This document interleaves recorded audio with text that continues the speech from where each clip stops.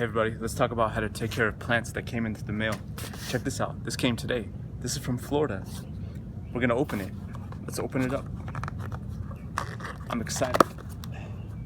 Uh-oh.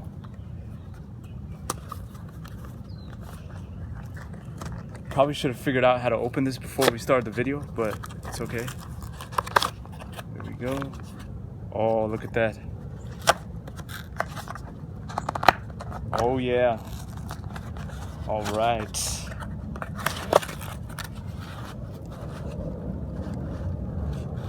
Look at that.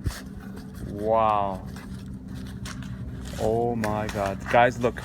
This is a seedling of the Zil Dark Pitanga. Eugenia uniflora is the Latin name, also known as Suriname cherry.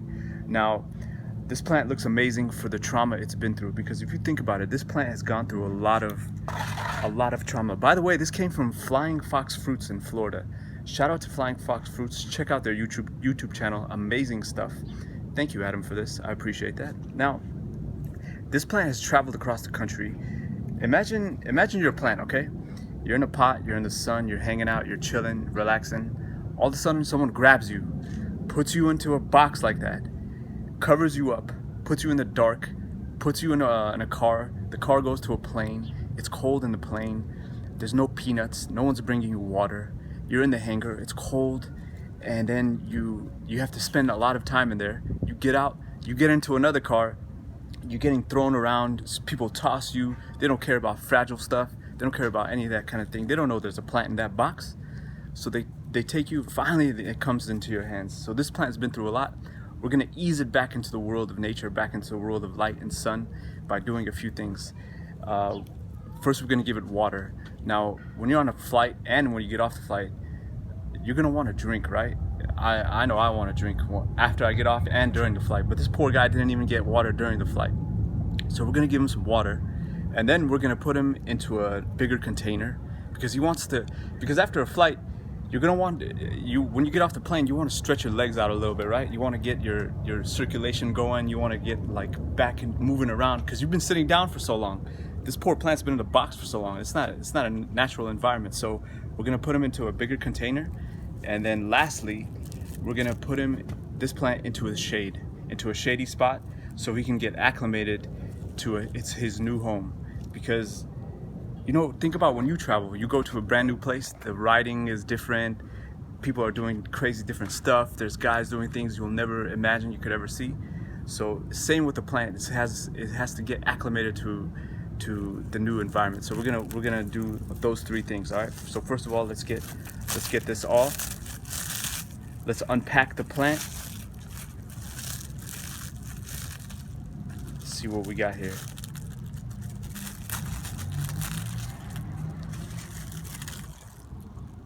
Oh wow, man, this is like four seedlings.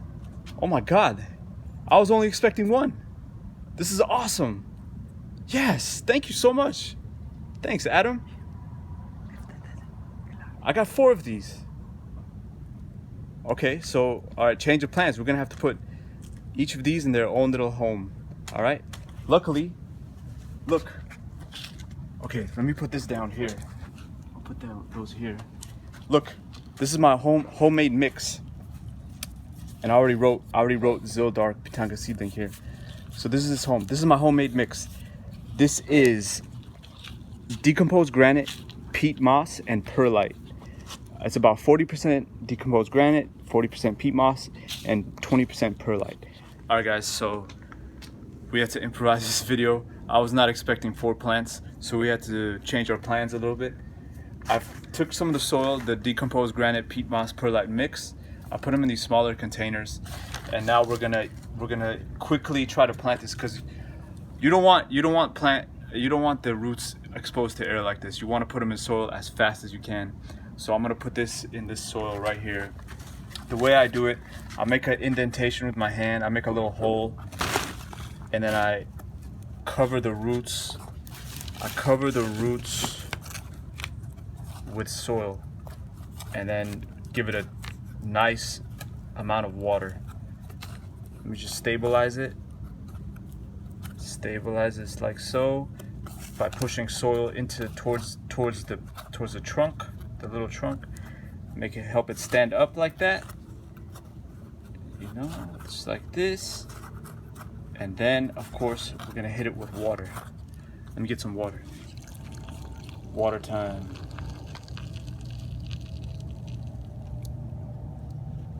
All right, there we go. So now, this plant, it's not in Florida anymore. Now it's in California. He has to get used to the sun, the weather, the language, everything. Imagine when you go to a new place, you want to like find a place where you put your bags down. You want to know where you're gonna sleep, these kind of things. And this plant has to figure that kind of stuff out himself on his own. So we'll keep him in the shade until he can spread his wings and fly. For shade for a few days, and then I know he's gonna live. Then he'll go into the full sun and start rocking and rolling. All right.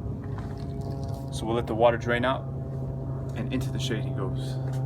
I'll continue to do these two. Look at that, amazing root systems, very nice root systems, and we'll put these in soil as well, and we'll see how they do. Okay.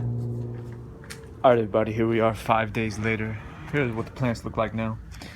The first 24 to 48 hours of a mail-ordered plant's life is the most important, in my opinion. When you receive your plant and you put it in your new soil like I did here, the first 24 to 48 hours will tell you everything, tell you whether the plant's gonna live or not.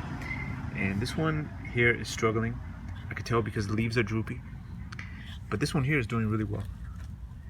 And these are all now in a spot where this gets about 5 hours of direct sun on it every day. And they seem to love it so far, except this one. But these two that I got as well, they're looking really good.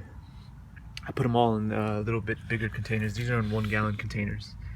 And I'm obsessed recently with Eugenia uniflora, the pitanga, the Suriname cherry. I'm collecting as many as I can. Here's a bunch more. You see 1, 2, 3, 4, 5. All from different trees, from different people I know, different friends. I've collected little seedlings. This one's also from Flying Fox Fruit. It's also a Zill Dark. I love planting seeds. I love grafting, but I also love planting seeds because when you plant seeds, you're gambling. You're taking a big risk. You can get something amazing, or you can get something bad. You can get something decent, but it's always fun because it's like playing a game. You never know what you're gonna get. It could be something fantastic, and that's how we get new varieties. That's how the Reed avocado was found. That's how the Manila mango, all these new varieties were planted from seeds. And that's the risks some people had to take for us to get these fantastically excellent new varieties. And that's what I plan to do with Suriname cherries. These are really tough, and I'm actually not that surprised that they were able to make it, because these Suriname cherries are really tough. In fact, they're an invasive species in some parts of Florida, so they can live and they're adaptable. And I'm excited to see what kind of fruits these make. I'll keep you guys updated and posted. As always, thank you for watching. Bye.